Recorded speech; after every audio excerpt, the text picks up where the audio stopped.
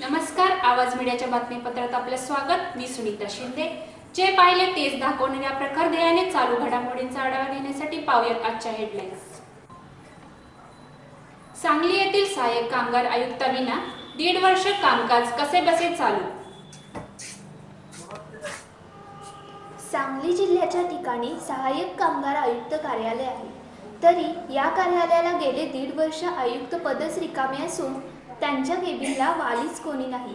या कार्यालयामार्फत धक्कादायक माहिती उघडकीस आली असून या कार्यालयात सांगली जिल्ह्यातील दुकाने, कंपन्या, कारखाने तपासणीसाठी 9 जणांचे पथक असते, परंतु एक शॉप इन्स्पेक्टरवर सांगली जिल्हा चालला आहे।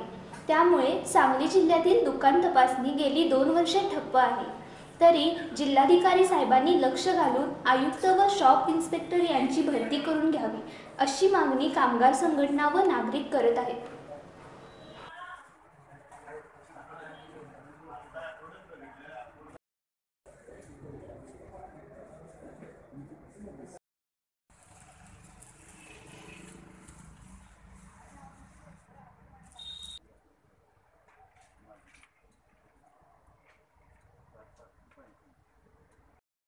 Kamble, Republican party of India Sangli जिल्हा संघटक।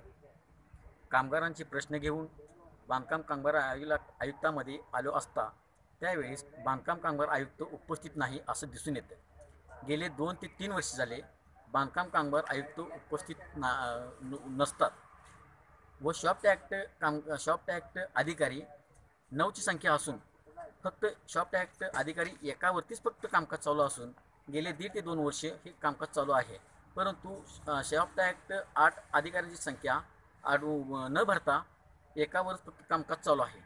कामगारांचे प्रश्न मागायला गेल्यानंतर, न्याय मागायला गेल्यानंतर ॲक्च्युअलच्या न्याय कोणाकडे मागायचा आणि कामगार बांधकाम कामगारांचे जे प्रश्न आहेत ते प्रश्न पूर्णपणे मार्गी लागलेले नसून ते पूर्णपणे ठप्प आहे। कामगार पूर्णपणे या ठिकाणी कामगारांचे जे मजुरी संकट जे आहे, कामकाज जे आहे ते पूर्णपणे ठप्प अवस्थेत थांबून आलेले दिसून येत आहे। तरी जिल्हाधिकारी साहेबांना माझी एक विनंती सूचना अशी आहे की कामगार आयुक्तांची संख्या जी 8 संख्या जी आहे जी तातडीने ह्या ठिकाणी जागा भरून घेऊन ह्या कामगार आयुक्तामध्ये जो काय अनागोंदीचा जो कारभार चालू आहे तो थांबवण्यात यावं, तातडीने लक्ष देण्यात यावे अशी आमच्या रिपब्लिकन पार्टी ऑफ इंडियाच्या वतीने आमची मागणी आहे।